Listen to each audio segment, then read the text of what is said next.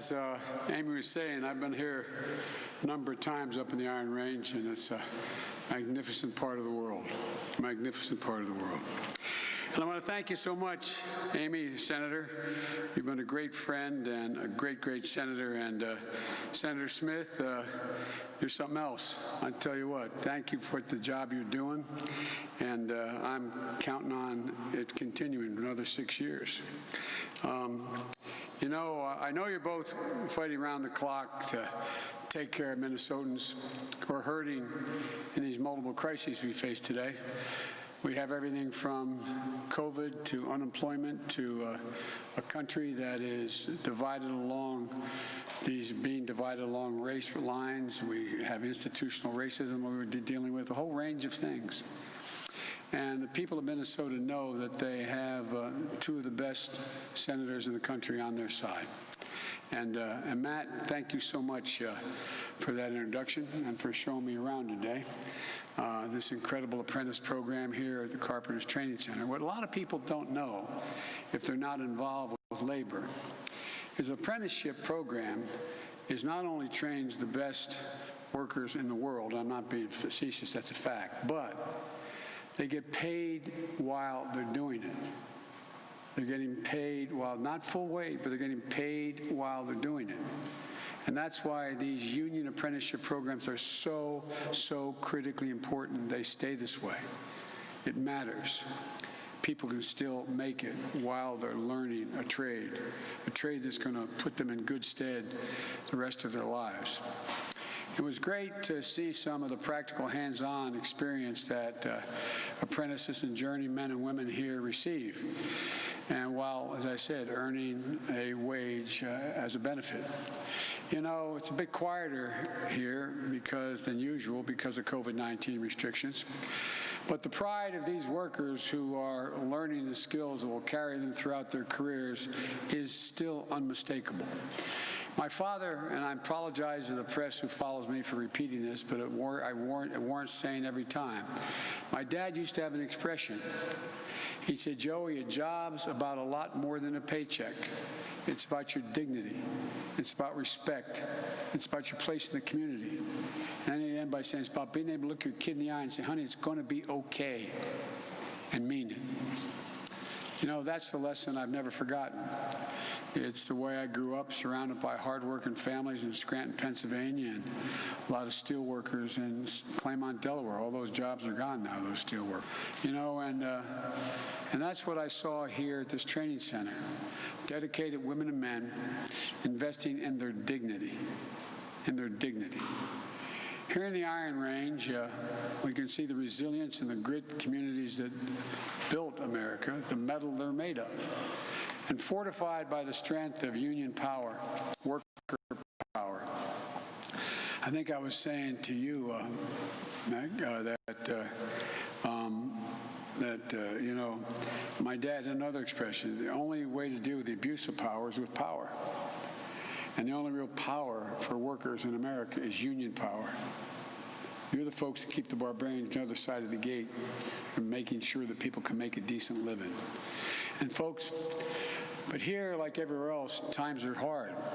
Unemployment is way up due to the pandemic. Fewer workers can be on the job at one time in order to abide by social distancing rules. And the economic outlook for next year, including for the building trades, is more uncertain than it need be.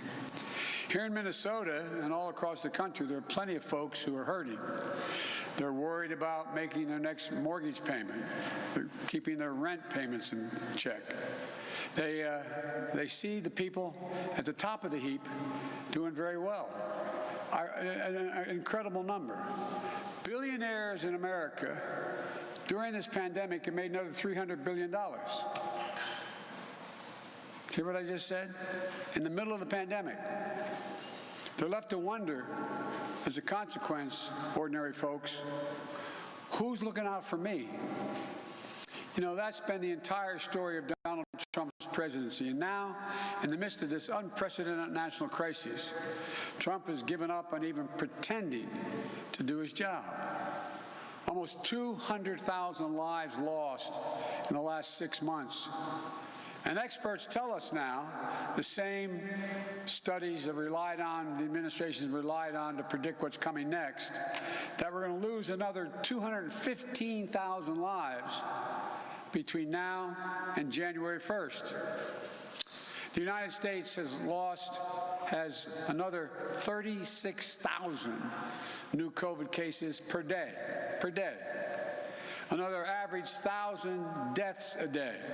Just across the border, and figuratively speaking, a stone's throw into Canada. One month, the United States had 1,000 deaths of COVID. Canada had 0. Just 3 days ago, I believe it was. America had 1,200 deaths. Canada had 9. So many lives lost unnecessarily because the president is only worried about the stock market and his re-election. He refused to do what you're doing right here in this program: social distance, wear masks, sanitize. You're protecting your apprentices. He's not protecting America. It's estimated by the scientists that if we just wore masks nationally, we'd save 100,000 lives between now and January 1st. Let me say that again. If we just wore masks nationally, we'd save 100,000 lives between now and January, according to the same study. You know, and it was estimated by a great medical school, Columbia Medical School, that if the president had just started 1 week earlier in March than he did, we'd have 36,000 more people sitting at a dinner table tonight, or being able to put your arm around grandpa or grandma tonight. And again, in his own words, recorded by Bob Woodward, the president knew back in February that this was an extremely dangerous communicable disease. Think about it. How many people across the Iron Range? How many empty chairs around those dinner tables because of his negligence and selfishness? How many lies said and lives lost? Imagine if he had just, Amy, on the State of the Union that year, spoke up and said, we got a problem, but we can handle it. Here's what we got to do. I can't think of any president who's ever acted, in my view, so selfishly about his own re-election instead of a sworn obligation to protect and defend the American people. As I said last night in my hometown, I view this campaign as between Scranton and Park Avenue. All Trump sees from Park Avenue is Wall Street. That's why the only metric of the American prosperity for him is the value of the Dow. Like a lot of you, I spent a lot of my life with guys like Donald Trump looking down on me, looking down on the people who make a living with their hands, people who take care of our kids, clean our streets. Maybe what bothers me most is the way he talks about, reportedly talks about from too many sources confirmed by many outlets, where he's talked about the men and women who joined the military and gave the full measure for their country as suckers and losers. Unless you think it's made up, remember how he was talked about John McCain, a political opponent but a close friend who I did his eulogy. John McCain was no sucker or loser. He was a hero. My son, who volunteered and spent a year in Iraq, won the Bronze Star of the Conspicuous Service. He wasn't a loser or a sucker. He was a proud patriot. These are the guys I always thought they were better than me, better than us, because they had a lot of money. Guys inherit everything they got and still manage to squander it. I have to admit, which I guess is coming out and pretty obvious, particularly relative to Trump, I just have a little bit of a chip on my shoulder about these guys. Recently, and I probably shouldn't have said it last night, but I did. Recently, I read some stories and was asked questions by a leading columnist that went like this. You know, if you get elected, you're going to be the first guy in a long time elected president without an Ivy League degree. Like somehow, a kid who went to a state university didn't qualify to be president of the United States unless had an Ivy League degree. Let me tell you something. I know how to do the job of being president. It's pretty clear. No matter how wealthy Donald Trump is, no matter how much he doctors his, if he does, his tax returns, he doesn't have a clue how to be president. One of the lessons my mother taught me, not a joke, a long time ago taught me and my siblings. It's one that you probably were taught too out here in Minnesota. He said, Joey, remember, nobody's better than you, but everybody's your equal. Nobody's better than you, but everybody's your equal. We don't measure people by the size of their bank accounts. I don't respect people based on how big the house they live in is. And I don't look down my nose when people are busting their necks just making a living, nor do any of you. Trump says, by the way, I'm paraphrasing, everyone's in the stock market. That's why he cares about the stock market. What the hell is he talking about?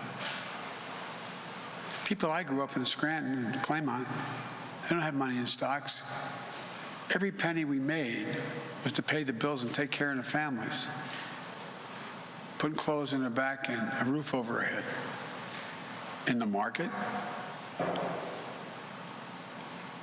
That's why I have a different measure of which I judge the health of the American economy. My measure is Scranton, Duluth, Hermantown, places where I grew up and so many people I know grew up. Hard-working women and men are just trying to earn an honest, decent living to take care of their families. They just have a little bit of confidence, they can just see around the corner. But they don't have to live literally from paycheck to paycheck. Most do, but hope for a little bit of space. Now the American people have seen these women and men, the essential workers who stocked the shelves in the middle of these crises in the grocery stores, drivers who drove the trucks, delivered the food, farm workers, nurses who risked their lives, and in many cases gave their lives in the middle of this pandemic to save other people. Essential workers. And when they walk down the streets and people come out and clap pans and pots together to tell them how much they're appreciated, that's not enough. They're not asking for anything. They're just asking for a shot. And I remind you, given a shot, the American people have never, ever, ever, ever let their country down. So it's about time we start to pay essential workers for the fact that they're essential. The blinders have been taken off the American people. I think they're ready. They're ready to insist that a minimum wage be $15 an hour. They're ready to insist that people have child care and access to it. They're ready to admit and understand the needs that average Americans have. That's why my Build Back Better plan, in fact, my entire campaign is built upon a simple concept. It's time to reward hard work in America, not wealth. Reward work, not wealth. We have to penalize wealth. But it's the opposite now. We reward wealth and not work. We're going to have to rebuild an economy in the wake of COVID-19. And as we do, we have an incredible opportunity to make long overdue investments for working families and to make sure the wealthy, the very wealthy, and the big corporations finally begin to pay their fair share. I'm not looking to punish anybody. Just pay your fair share. It's time we give hardworking families who literally built the country through their skills and their sweat and their blood, like the United Brotherhood of Carpenters and Joiners, a leg up for once. I have a big, ambitious plan that bets on the American worker. My plan is going to create millions of good-paying jobs, building the products and technologies that we need now and in the future. And it starts with a pretty basic idea. When the government spends taxpayers' money, we should spend that money to buy American products made by American workers and in American supply chains to generate American growth and opportunity. My plan would tighten the rules to make Buy American a reality. During my first term alone, we're going to invest $400 billion of federal money that you go out and spend, that I have control over as a president or an administration, to invest and purchase products and materials our country needs to modernize our infrastructure, to replenish critical stockpiles, to enhance our national security. I was just going through the apprentice program with one of your carpenters, and he's showing me how to read blueprints. And I'm a frustrated architect. I just love building. My kids years ago bought me a light board. I have no professional training, but I like, and I carry around a graph paper. I'm always making up and designing homes and landscapes. That's my way out. Some people can paint, I can't. And he was showing me the blueprints and how they can change several walls in a particular building to conserve and save energy. And he pointed out what you have to learn to be able to read a blueprint. And I pointed out to him that my Buy America plan, he said, by the way, not me, this carpenter said, and by the way, we can kill two birds with one stone. He didn't use that phrase. He said, we can do two things at once. He said, we can improve the environment by using less energy to operate this building and create more jobs. And I said, I'm going to send you a copy of my plan. My Senate colleagues know exactly what it is. My Buy American, Build America plan calls for literally what we started in our administration and couldn't finish, retrofitting 4 million buildings in America that are leaking millions of gallons of energy now. In the process, creating up to 4 million jobs for skilled labor, replacing windows, insulation that works, making sure that the unit is tight, including retrofitting 2 million homes. All of it done at a prevailing wage with union labor, creating hundreds of thousands of union-certified jobs. That's not hyperbole, that's a fact. That's how it will happen. And saving millions of barrels of oil in the process, improving our environment. That's why the IBEW and a lot of other unions support what we're doing. We're going to put in 500,000 charging stations along our highways. Why? So we can own the electric car market. Estimated creating 1 million jobs in Michigan and Detroit in the automobile industry. Look, we can outcompete anybody when we set our mind to it. You know, my infrastructure plan is going to revitalize American infrastructure so the future is made in America. You know, the president keeps talking about he's going to invest in infrastructure, right? How many times has he said, well, you guys are there, he had a plan in 17, his infrastructure plan. It's coming. Then he had one in 18. Then he had one in 19. Then he has one for 20. Just like his non-existent health care plan that's coming next week. He has no plan. when I got started, this wasn't a partisan issue dealing with infrastructure. Republicans wanted to build solid infrastructure to make us first in the world. Now we rank 28th, just like Democrats did. It was totally nonpartisan. And creating thousands and thousands and thousands and thousands of good-paying jobs. We're going to invest over time $2 trillion to build resilient infrastructure, roads, bridges, ports, right here along one of these Great Lakes. 1.5 million new affordable housing units. High-speed broadband for every American household, more important than ever as we are educating our children from home because there's no plan how to open our schools. $100 billion to rebuild crumbling schools. How many schools in America do you think there are where you can't safely drink the water in the water fountain? Where they're worried about whether or not there is enough ventilation in the school, whether there's leaking energy or still has hazardous materials in the walls. It's ridiculous. We should be spending the money to improve those schools and the safety of our children and our teachers. As I said, retrofitting 4 million buildings and weatherizing 2 million homes.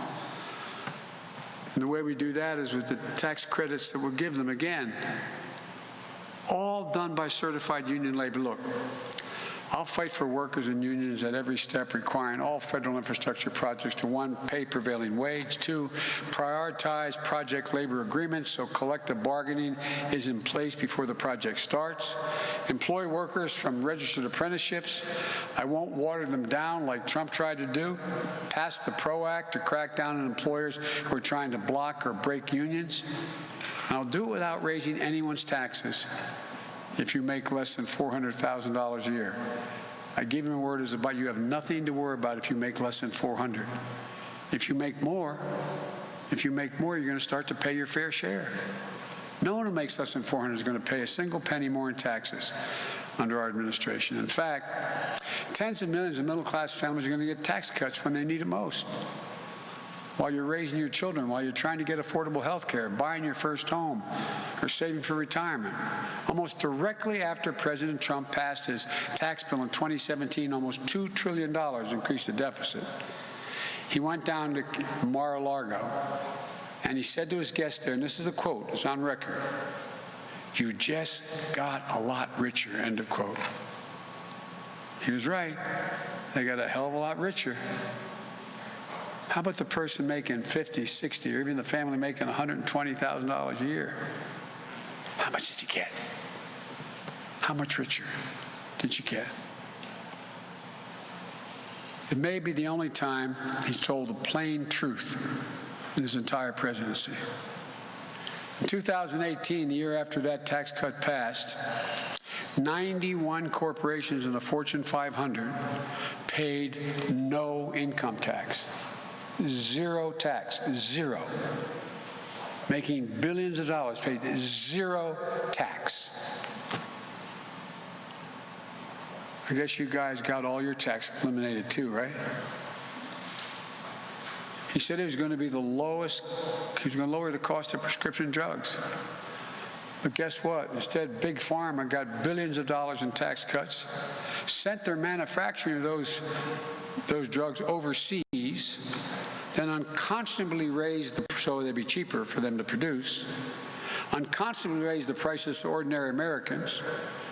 How many of you people knew your mothers, fathers, uncles, aunts, friends, who had to choose between getting the prescription, not a joke, and putting dinner on the table? And now he says he's going to cut drug prices. Like he's going to have a health care plan.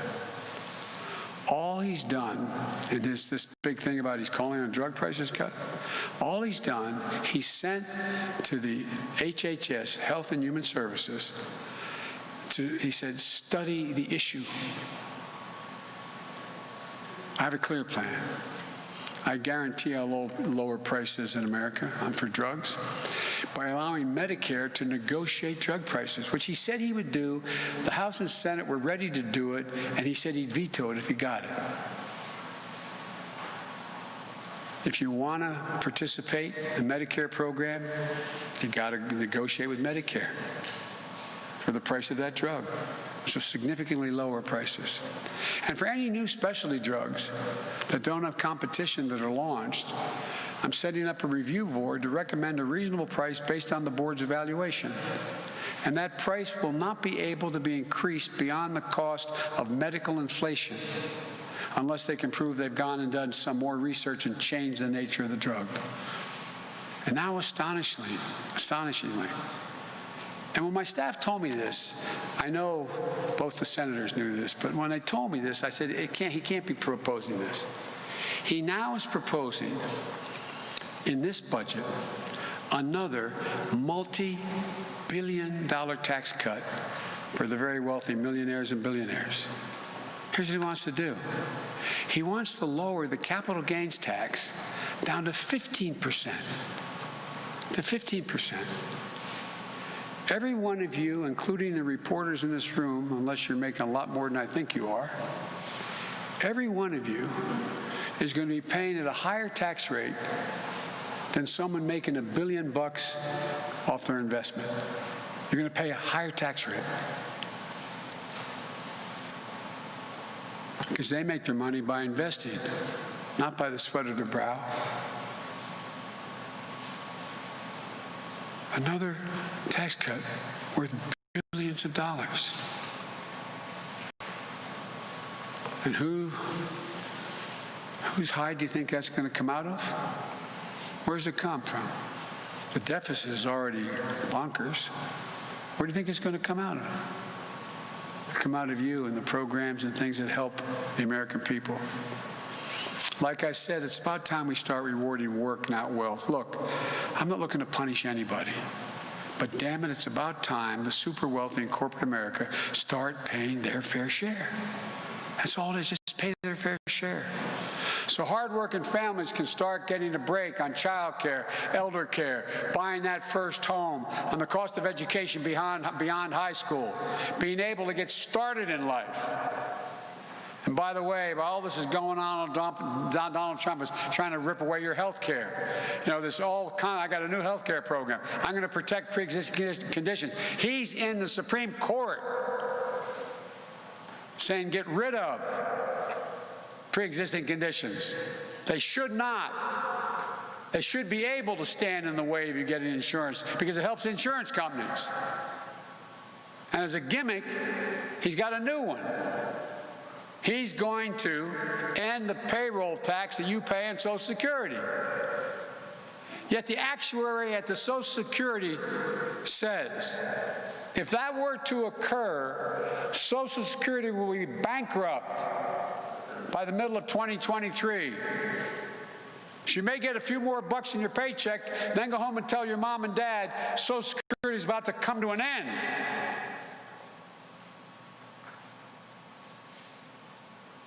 They've never liked Social Security and Medicare to begin with. So look, we can't let this happen. That Social Security will run dry by 2023. We're so much better than this.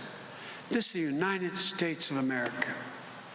We have never, ever, ever, ever been unable to do something when we've done it together. Never. So it's time to stand up. Democrats and Republicans. I said last night, and I know my colleagues know sometimes Democrats get mad at me this. I'm running as a Democrat, but I'm going to be president of the United States, not president of the Democratic Party. We must unite this country.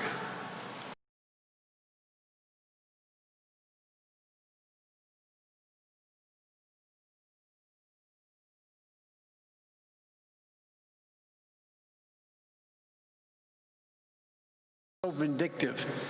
With him gone, I think they're ready to work. I think they're ready to work. Not in everything, but an awful lot. It's time to take the country back, folks. And it's going to start here today with voting in Minnesota. So God bless you all, and may God protect our troops. Thank you, thank you, thank you.